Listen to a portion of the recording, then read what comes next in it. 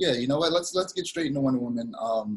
I know I already knew that you and I wasn't even sure if you even watched it until you just told me. But when you Yeah, no, I'm mad that you made me spend money on that because, you know, bro, so, that movie was bad. yeah. So before we get into it, first off, I want to say I don't think the movie is horrible, but I do think that it could have been way better.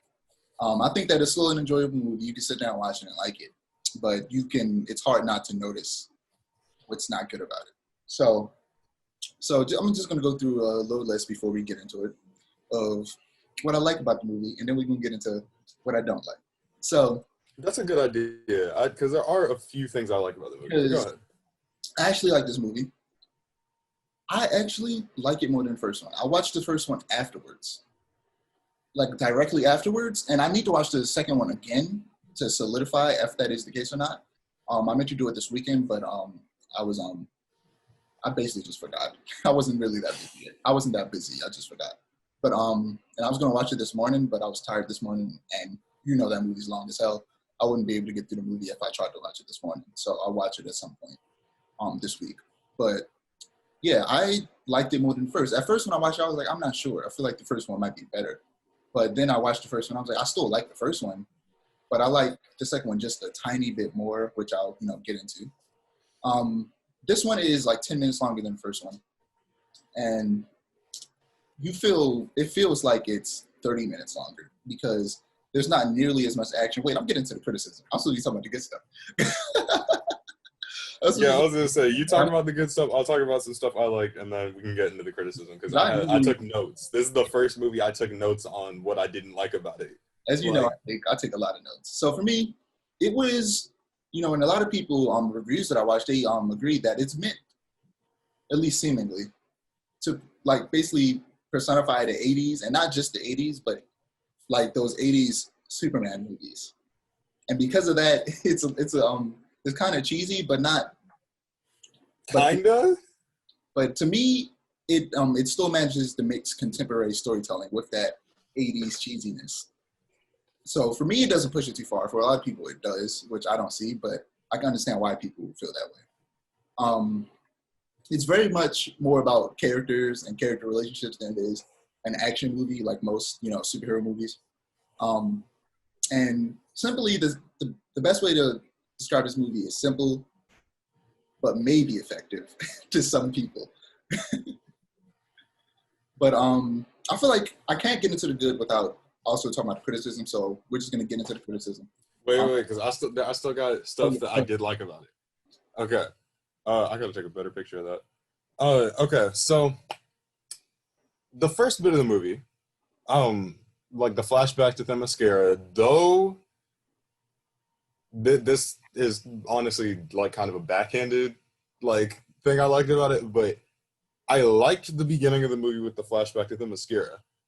It was disjointed and felt completely separate from the rest of the movie, though. It did. It never paid off. It never came back in anything. It never paid off, like at all. Like it was like there's no point to have that in the beginning of the movie anyway. It's the only part of the movie that I like. Actually, I think what they were trying to get at was because at the very end she was like, she wanted to win, and her mother was like, you can't have everything. And then the story leaned into the fact that she couldn't have everything. She couldn't have her cake and eat it too. She couldn't have Steve and have her powers and be a superhero. But still, even then, it still didn't feel connected to anything. It didn't feel connected at all. Like I could see what they were trying to go for, and in my eyes, they failed on that. I also like Pedro Pascal's performance. Yeah. Pedro Pascal is good in everything he does, and Wonder Woman kind of felt like Wonder Woman. I don't like Gal Gadot either as an actress or a person, but I thought she felt like Wonder Woman, I guess. That's about the end of the good that I can really say. For me, because actually I do have a few more good things to say now that you mentioned it, is that all of the performances I think were fantastic. Especially Gal Gadot. I think that Gal Gadot is just she's a really good Wonder Woman. She, like you said, she's Wonder Woman. It's just this movie didn't do enough. I didn't say that. I didn't say that. I said she was better. I'll say that. I think that she is a fantastic Wonder Woman. And I won't say anyone else. I wouldn't say anyone else could do it because I'm sure other people probably could. But I just think that she's a perfect Wonder Woman. She's great at what she does. And, you know, despite this movie, all of the actors performed their very best. All of them. Basically, the main three characters, Wonder Woman. I was going to say Steve, but Steve wasn't really a main character. So that's why. Steve wasn't a main character. Yeah. Steve so also. Sorry, go ahead. There's just Maxwell Lord and Cheetah. They were all. I think all of them were really good. And also, even though there was so little of it, and it made me upset, when the action happened, it was good. It's just that it wasn't enough of it. And I feel like the way Wonder Woman moves is so different from pretty much every superhero movie in a way that somebody with super strength usually fights. They usually just bulldoze through everything and break things and destroy things, whereas Wonder Woman and her super strength and speed is more graceful. And she slides a lot. Ever since the first movie, she slides whenever she fights. And I just think her, the way she fights is so unique in comparison to most superhero films, especially superheroes with super strength. And yeah, I love the action. It just wasn't nearly enough of it.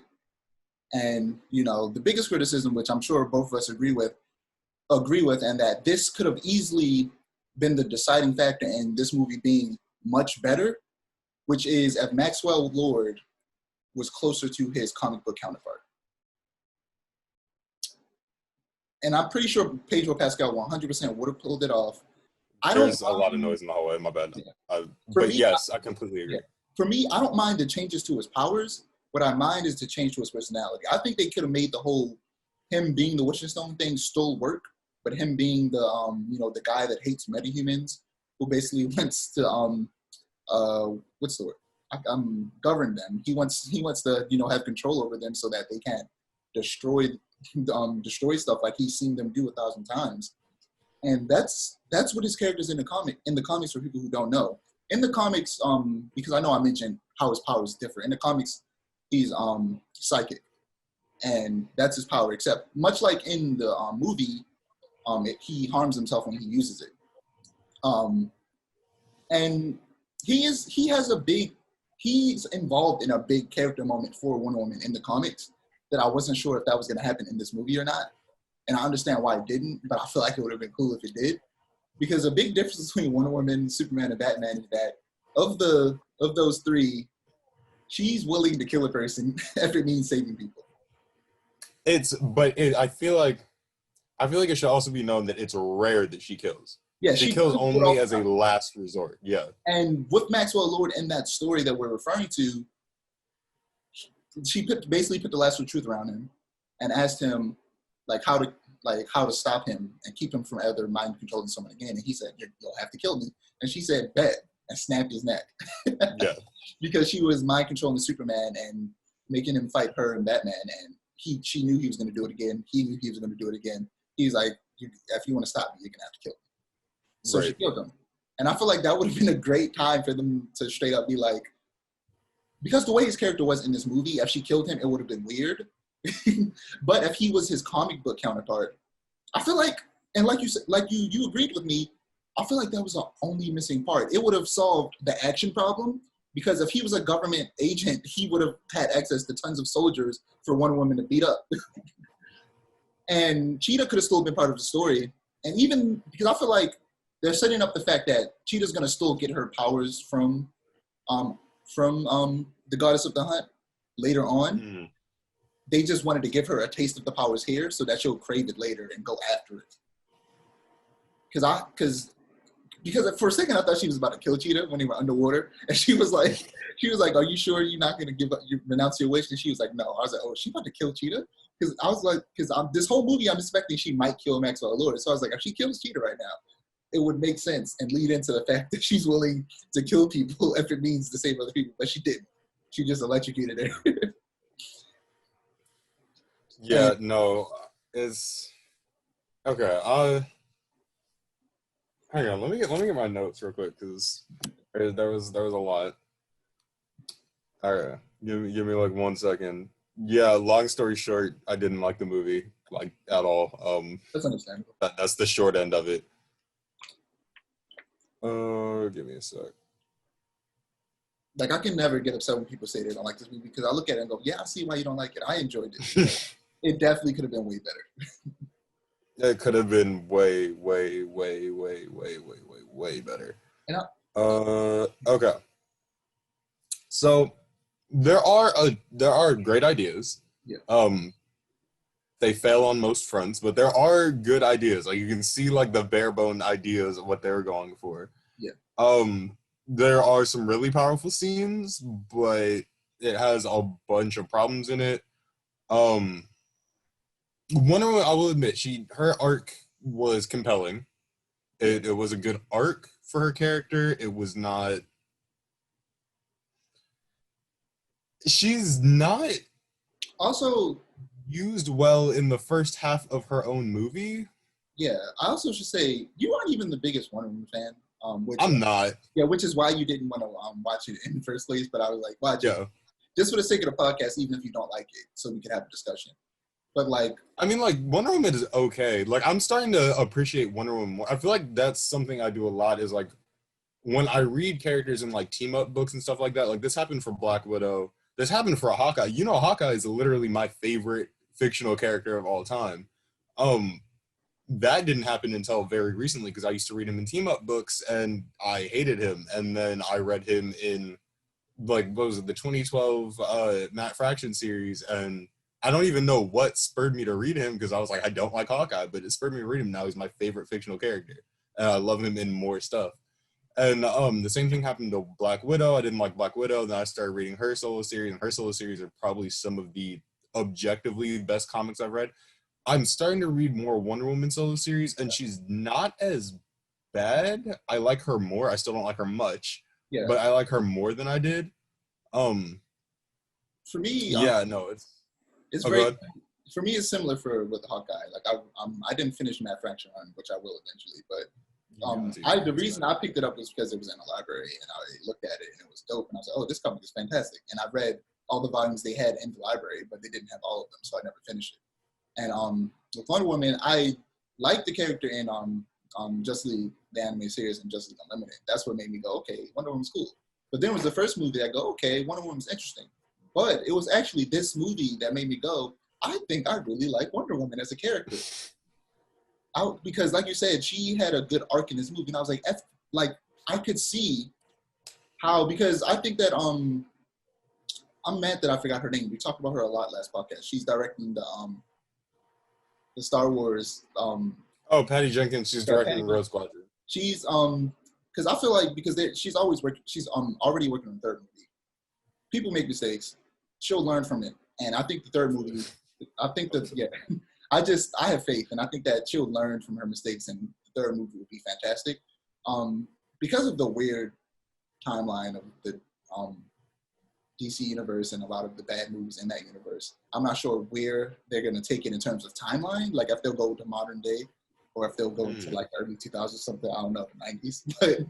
But I'm excited to see where that goes because I think that Gal Gadot, well, all the like I said, I like all the actors, but Gal Gadot specifically as Wonder Woman, I really enjoy her as Wonder Woman and want to see her take that character further. And this movie did enough for that character specifically that made me go, okay, I think I really enjoy Wonder Woman's character and I want a lot more from her. I've said before that I wanted a Wonder Woman animated series. I said that and tweeted it, and the voice actress of Wonder Woman, Susan Eisenberg, actually liked my tweet and retweeted it. Oh, that's cool. And that was dope. I think I said it before, a similar thing happened where Greg Baldwin, the voice of Iroh and Aku from Samurai Jack, retweeted and liked my tweet on when I mentioned he was the voice of the storyteller in Ghost of Tsushima. Okay. It's dope when that happens. But, I remember when Hawkeye Freefall was first starting, and I tweeted something about it that I really liked, and I had a question about it, and Matt Rosenberg, who was writing the series, responded to my tweet. He liked it, responded to it, and I was like, bro, what? I freaked out. Yeah, that's dope. But I think Maxwell Lord was great. Yeah. Was, of course, Pedro Pascal. And despite the fact that he wasn't comic accurate. But it can be good. Life is good. But it can be. Yeah, no, that meme is blowing up everywhere. I love it. Yeah. The one he worked really well. Everything about his character worked really well, for my opinion. I don't think that the movie needed to be set in the 80s at all. Like, it was it would fit perfectly fine in the modern day. It kind of suffered a bit from being set in the 80s. They were trying to go for the campiness, and in my opinion, failed on all fronts on trying to purposely make it like funnily campy. You see stuff set like modern day stuff set in the 80s all the time, like Stranger Things, which I think I've told you before. I don't even really like Stranger Things, but something that Stranger Things does well is they lean in well with the campiness of the 80s, and I enjoy that. That's not the case with Wonder Woman, in my opinion. Yeah, I don't think that the fact that it takes place in the 80s is the problem. It's just that they didn't, like you said, they didn't take advantage of it properly. They kind of used it as an excuse to make it kind of corny rather than just making the actual good movie that just happens to take place in the 80s.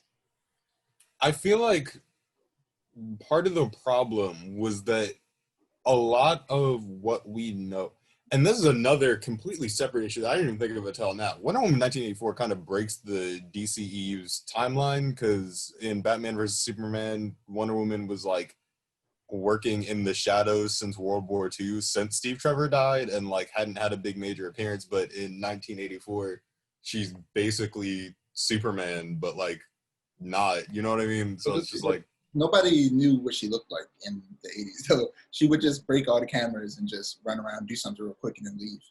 Like she was. But it's still the fact that like Batman would very easily be able to find reports of, oh, there's some weird mysterious woman with a bright red bodice and like shiny gold. Like, yeah.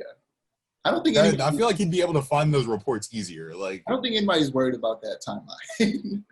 No, nobody's really worried. But that didn't hit me until now. But I'm thinking about it now because one of the other things I wrote is that it suffers from being set in the 80s because we know the future of a lot of these characters. Yeah. Because of the fact that they've been in the present day in other media. So it's like, there's only so much tension that you can hold. Like, it's different for the first Wonder Woman movie because it's going over her origin, obviously. So that's different. But for characters like Steve Trevor, like, obviously, we know he's not around anymore. We know that nothing super serious is going to happen to Diana. We know, like, it's not. I think that it feels almost undercut. Yeah, I feel you. I feel like if they didn't set it in the 80s, they wouldn't have made it as cheesy in a lot of ways because they wouldn't have even thought to because it would have been in the modern day and it wouldn't even cross their mind. I feel like the reason they set it in the 80s was probably more of a visual style because you can definitely get a visual style in the 80s. I like the way it looked. Yeah, no, it was pretty. It was a pretty movie. Let's put it like it was a pretty movie. I think the brighter colors suits like the Wonder Woman story. Like it made sense why it was darker and duller in the first movie because it took place in World War II. Wait, it was II? Or World War I. I keep saying World War II. Was it World War? Yeah, I thought it was World War. I've only seen that movie like twice. I didn't like it, so I don't really. I liked it better than this one, but I don't really know because I've only seen it once. I knew it was gonna happen because it low-key got a little bit spoiled for me in the trailer because I was like, it was in a TV spot because TV spots sometimes they show scenes that aren't in the other trailers, and it was quick. It was a super quick flash of her looking like she was flying, and I was like, oh, she's gonna fly in this movie. Yeah, finally, she's finally gonna fly. Which is, I'm trying to think of it's between that and the invisible jet scene that are my two favorite scenes in the movie. When she was finally learning to fly, that green screen was trash, but the moment was the moment. And I swear to God, I could see. It's almost like I could see the strength. Like it was so obvious. And but the moment and the emotion surrounding it was dope. Her swinging on the lightning. First off, obviously, a better part of the budget went to that specific scene because in that part, the green screen wasn't as bad. But her learning to fly was dope. The invisible jet and then flying through the fireworks was pretty cool. I like the little invisible jet reference that they made. That was cool. There were way too many slow moments. And like you said, after that, after the fight scene at the beginning and the flashback at the beginning, the first movie was about Barbara and it had nothing to do with Wonder Woman. The first 30 minutes felt like it wasn't even Wonder Woman's movie up until Steve came. And then when Steve came, you're like, okay, now it's Wonder Woman's movie. And the moral implications of oh my God. Oh, 100%. The moment I knew what the movie was about, that's weird. Like this whole movie is about, and they got that rule about, it's not a rule, but because of course not every movie can follow that or has to follow it. But the idea of having, a story with a woman's, a woman it isn't focused on a man, like, but this one was, and it was about him coming back and her missing him. Even though, and then I went back and watched the first one to get some implications, like, she knew this man for like a week or two. And I mean, I guess she was the first man she ever saw, and she wouldn't even know she was attracted to men until she met him. So yeah, I understand. He was probably the first. He might have been the first person she loved. That we don't know, because in the comics she's bisexual. She's probably bisexual in the movie as well. So she might have had relationship with women on the island, but this was the first man she was ever with, and so the first man she loved. And I was like, but they didn't know each other that long. And when he died in the first movie, first off, I hate the end of that first movie. I just want to put that out there right now. I love everything except the end of that movie. The end of that movie. I don't like the majority of that movie. The end of that movie is garbage. I hated what they did with Ares. That's besides the point. We're talking about the second movie. So when he died, she barely was paying attention to it. It was, I don't know. Her relationship with Steve didn't feel so strong in the first movie to lead to what happens in this movie, and her being so, for the past 60 years, being sad and lonely because she misses this man that died that she barely knew. It was just weird. And also the part in it was like in the Middle East where they essentially that felt so racist. Yeah, where they basically just turned into bad guys for one woman to fight. And I was that felt so incredibly racist for that whole scene. It was so weird. Those two things made me go, okay, that's why. I get it. The 80s, that was the thing they did, but that doesn't mean you need to do it. It's not the 80s. It's 2020. Like, it's not the 80s. Now it's 2021. So, come on. Get with the times. Like, oh my God. That felt so incredibly racist, bro. Yeah. I don't even, like... oh my God. I low-key want Maxwell Lord to eventually get his psychic powers and become the Maxwell Lord we know. Like, his son is killed by a metahuman. Like his mother was in the comics. I guess spoiler alert, but we were already talking about the comics. But yeah, like his mother was killed in comics, and that causes him to become a bad guy again. And basically for him to become the version of Maxwell Lord we know. And, of course, like we said, Cheetah is probably going to go along the path of becoming the Cheetah from the comics, which when I was looking up stuff about Cheetah for to talk about in this podcast, I realized that the origin that most people know from her is relatively new. Like, her go-to origin started in the New 52, which is wild, and I never knew that. I was like, oh, so you tell me this origin that everybody knows about Cheetah is still new? Cheetah herself as a character is, the version we know is still relatively new. Like, Cheetah as a character and her origin is newer than we think. But I'm not a Wonder Woman fan regardless, so it doesn't really matter. It's weird. Like, Cheetah doesn't really show up in a lot of stuff that isn't Wonder Woman related, so it's just like I don't really care about most of these characters in this movie anyway. Yeah, it's weird to say because this movie wasn't that good, that I'm a bigger Wonder Woman character, but because of this movie, fan. But because of this movie, I'm a bigger Wonder Woman. Wonder Woman character. Which is, I wish I was a Wonder Woman character. No, I don't. I would have probably be dead. But yeah, I was gonna say you'd probably die. But yeah. So that reminds me real quick before we move on. Did you see the image from Zack Snyder's Justice League cut of Wonder Woman? Because the picture in Batman, is it Batman vs Superman, where Batman sees the picture of Wonder Woman with Steve Trevor and like a bunch of freedom fighters? Yeah. So Zack Snyder's version of the picture is Wonder Woman holding 3 severed heads with a bunch of soldiers behind her. And everyone in the comments is like, oh no, this is the superhero movie we wanted. Every single thing that comes out about the Snyder cut is just making me realize more and more he does not understand the characters he's writing about. Yeah, like, he doesn't. The more I like, at first when I started signing, I was like, okay, this will be interesting. And then the more I see it, I'm like, especially with how long he's saying it's gonna be, I'm like, I don't want to watch this. I don't think I will. I don't know. I might watch it. I'm gonna watch it. I might watch it for the purely because I'm curious. If I'm being honest, not expecting it to be good. If it wasn't for this podcast, I probably wouldn't watch it. But I'm probably just going to watch it for the sake of talking about it on the podcast. Otherwise, I would ignore it because I don't care. But yeah, no. It's also just like, to mention that Chris Pine would make such a good Hal Jordan. My thing is, I want to see, and I don't understand what I don't get why they keep casting older actors for younger roles, or why they keep making the characters older than they are. I want to see a superhero movie of Batman. I'm excited for the Batman. I want that. Like, the Batman is probably my most anticipated superhero movie coming up. Like, maybe of all the superhero movies that have been announced, is probably my most anticipated one. I want to see a Batman in his prime, not in his 40s, not in his 50s, not his origin where he's like just starting out. Now, I want to see a prime Batman with that's maybe like Dick is Nightwing, and like either Jason's Robin or he's dead and Tim Drake is just starting out as Robin. And I want to see like a Superman in his prime, not a Superman just starting.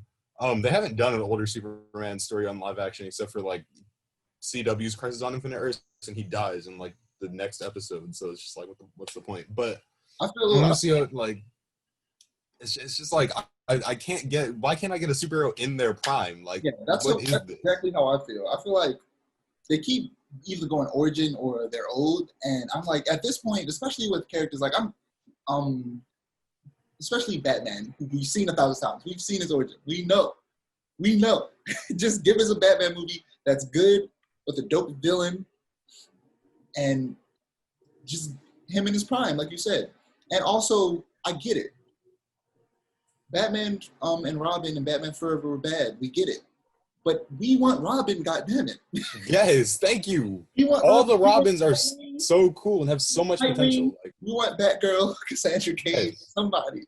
We want Robin, Batgirl, and whoever. Like, we need some sidekicks.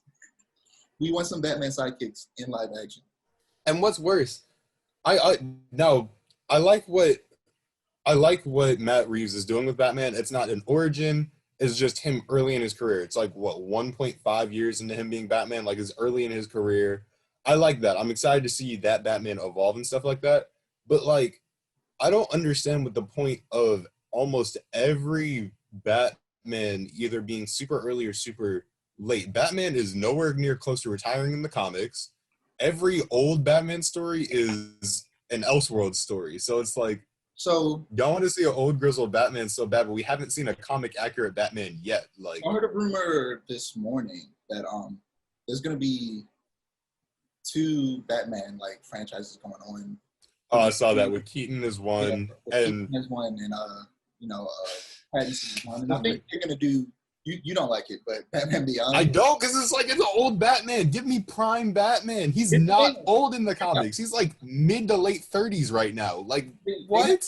They have Pattinson, and I think Pattinson. They have Pattinson. Pattinson's gonna. I think he's going to go down that route. I think he's going to become. Yeah. I think Pattinson's gonna give us that prime Batman. But also, I was talking to this with someone on Discord the other day about how DC, and I hope they continue on this path that they stopped trying to catch up with Marvel and making, like, which they tried to do super fast within like 5 years for some reason, and it clearly didn't work. They failed at all instead of taking their time. But what I hope they do is continue on the path of like this Batman, even though I know that's going to be its own little mini Batman universe, and like what they did with the Joker, where these movies don't have to necessarily be connected. They could just be their own things. I wouldn't be mad if, like, first off, they're always afraid that people will be confused. Like, they always like, we don't want to have 2 Batman cartoons or 2 Batman movies at the same time because people are going to be confused if this is the same universe or whatever. And it's like, not if you just tell us, because we have brains and know how to use them. If you just say, hey, we're making this Batman movie that's going to be coming out in 2025, but this one's coming out in 2021, they aren't in the same universe. They're completely separate from each other. We'll go, okay, that's understandable. Oh, they're completely separate? You told me that. Cool. I understand what you mean. We aren't idiots. So if they were to randomly get John Hamm and make a Batman movie for no reason, I wouldn't be mad. Like, if they just made another random Batman movie or Flash movie or Wonder Woman movie with some other actor, I'd be like, okay, that's fine. To me, it's very similar to most of, like, a lot of the best comic book stories aren't even like main timeline stories. Yeah.